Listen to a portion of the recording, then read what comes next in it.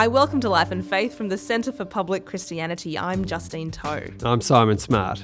Well, we're coming up to a really important date in history for those of us who are real history buffs. Did you know that this year, on the 22nd of November, marks the 50th anniversary of the death by assassination of President John Fitzgerald Kennedy, the 35th President of the United States. He was famously shot in Dallas as he and his wife Jackie were riding in an open-top car, and I'm sure you've seen this particular image. It's one of the most definitive ones of the 20th century. People have even said it's like a flashbulb memory. You know where you were when you heard about the news for the first time. And other events like, the death of Diana and maybe the shot of the Twin Towers as they were impacted by those planes are also flashbulb memories. So the kind of death of Kennedy is in that category. But less people know that another very famous man also died on the same day. This was C.S. Lewis, the great atheist turned Christian apologist who also wrote the Narnia fantasy series. He died on the same day. So this November, as the world remembers that day in Dallas in 1963, we also recall the life of C.S. Lewis. So today on Life and Faith, we're going to think about the legacy of these two men. In the long history of the world, only a few generations have been granted the role of defending freedom in its hour of maximum danger. I do not shrink from this responsibility. I welcome it.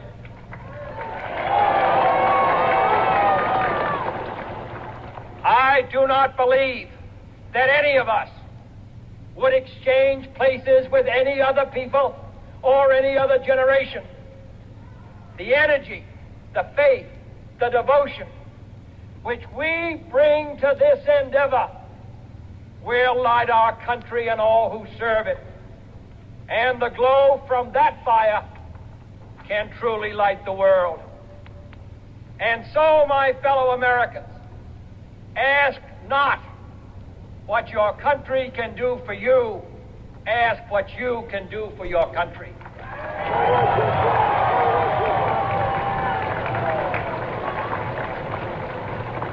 My fellow citizens of the world, ask not what America will do for you, but what together we can do for the freedom of man. That's from the inauguration speech of JFK in 1961, and thank you also to the John F. Kennedy Presidential Library and Museum for help in getting us that clip. Now, Simon, it's quite something to think of both Kennedy and Lewis, really big figures of the 20th century, dying on the same day.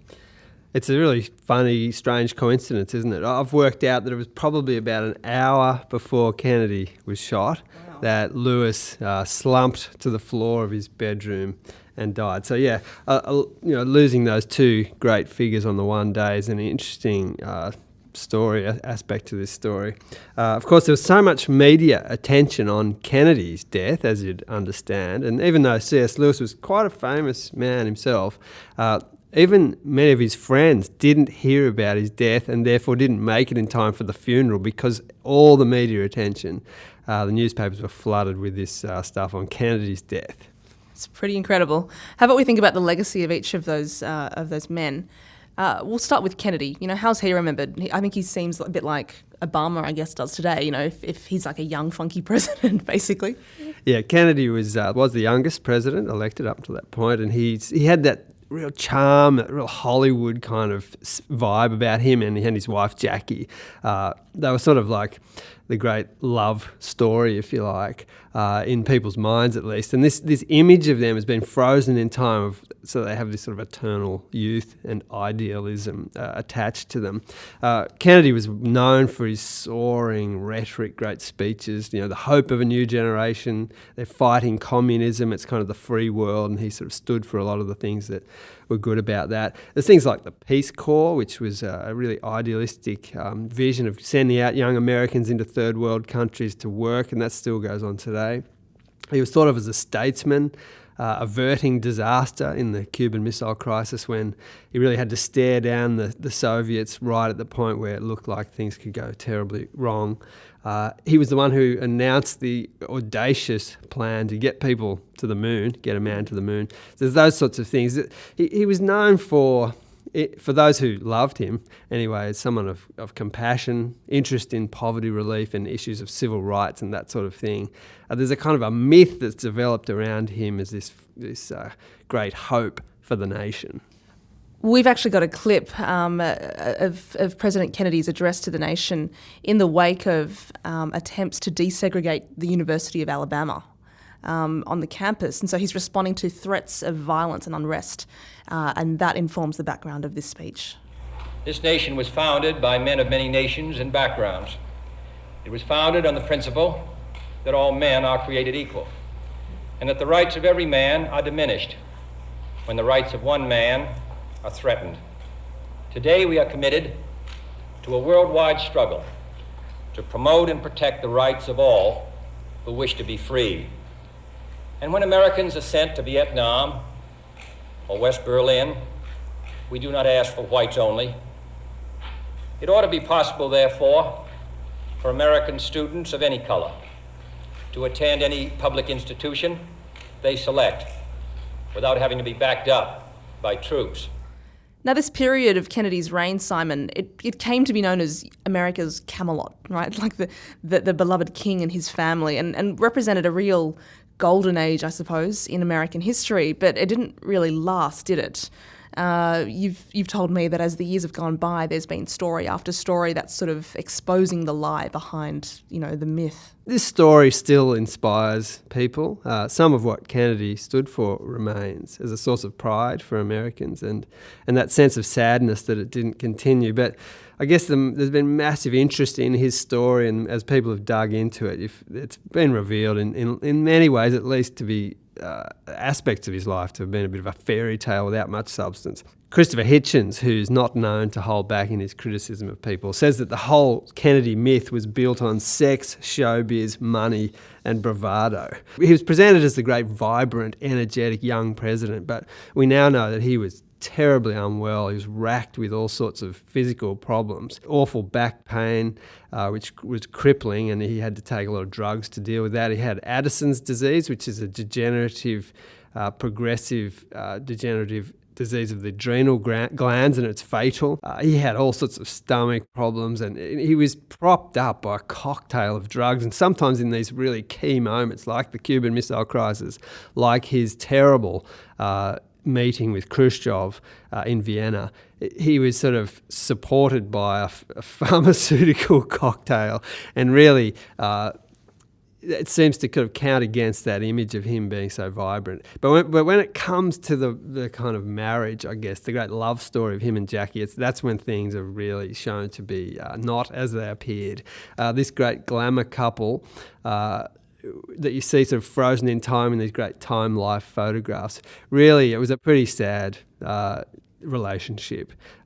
At the very least, if even a tenth of the stories of Kennedy's indiscretions were true, it really is quite an astonishing life of sort of sexual conquest after conquest, heaps of mistresses and so on. It's a real dark side of that Camelot idea. And without going into the details of that, one biographer said he compared it to Caligula, the Roman emperor. It's more Caligula than Romeo, put it that way. And so it's certainly a tarnished image. Wow, you're listening to Life and Faith from the Centre for Public Christianity. We're talking about John F. Kennedy and C.S. Lewis, who died on the same day, 50 years ago this week. Well, that's Kennedy. How about we turn to C.S. Lewis? He's also known as Jack. Here's a reading from The Last Battle. It is as hard to explain how this sunlit land was different from the old Narnia as it would be to tell you how the fruits of that country taste. Perhaps you will get some idea of it if you think like this. You may have been in a room in which there was a window that looked out on a lovely bay of the sea, or a green valley that wound away among mountains. And in the wall of that room opposite to the window, there may have been a looking glass. And as you turned away from the window, you suddenly caught sight of that sea or that valley all over again in the looking glass.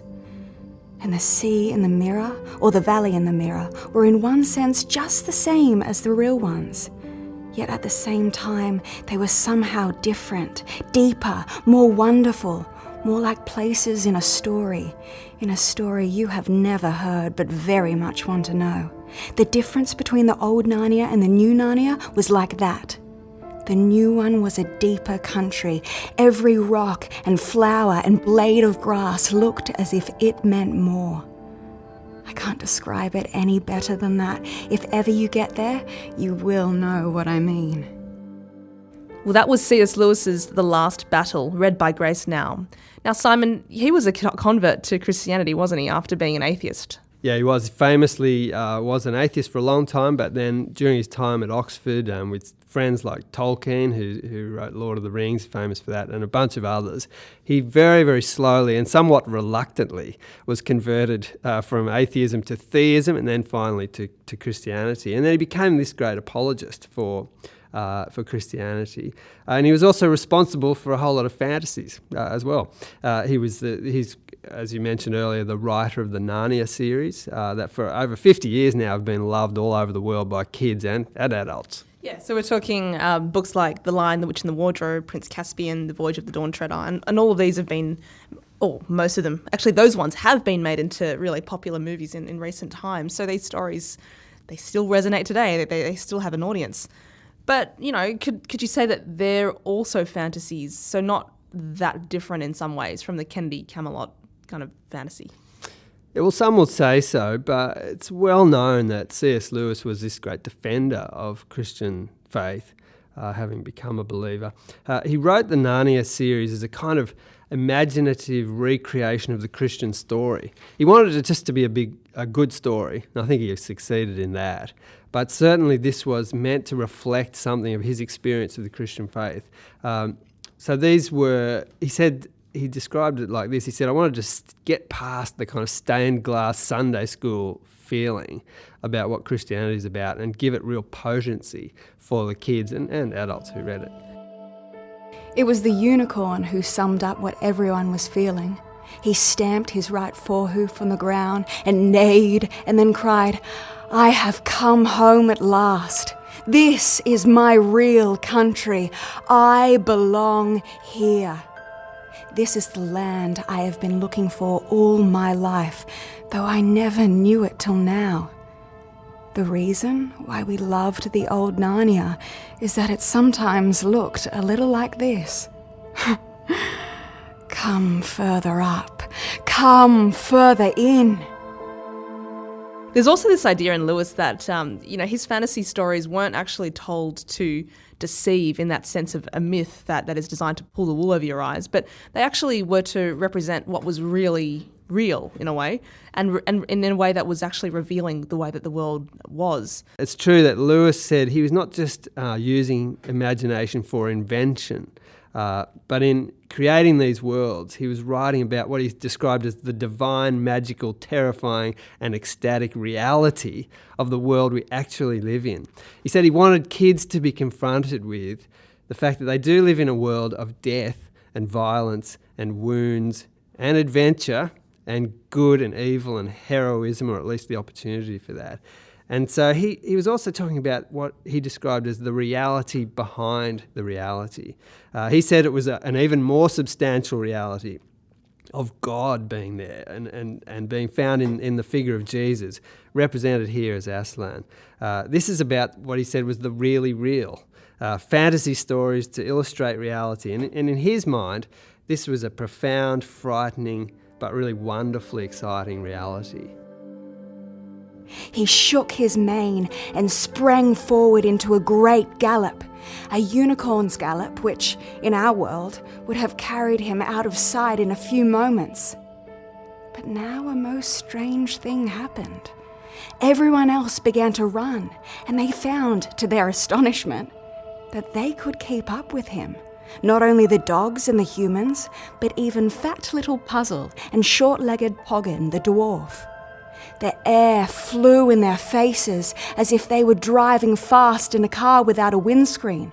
The country flew past as if they were seeing it from the windows of an express train. Faster and faster they raced, but no one got hot or tired or out of breath.